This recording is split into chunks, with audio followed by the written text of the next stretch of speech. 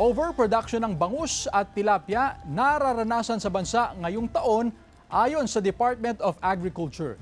Narito ang report.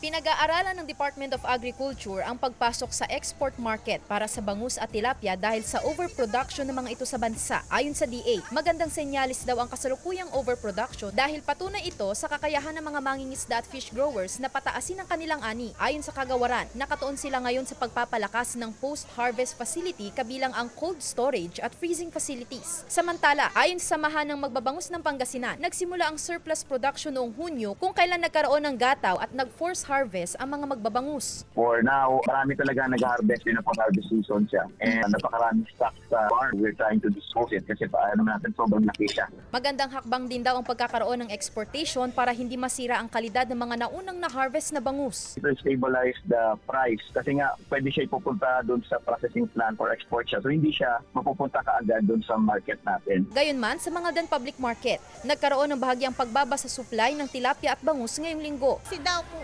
kaunti yung supply ng bangus ngayon, ma'am, kasi gawa nung nagkaroon ng fish kill na kasi mainit tapos biglang umuulan. Kaya nabigla sila, madam, tumaas ang presyo. Wala kaming magagawa kasi yun ang supply sa amin.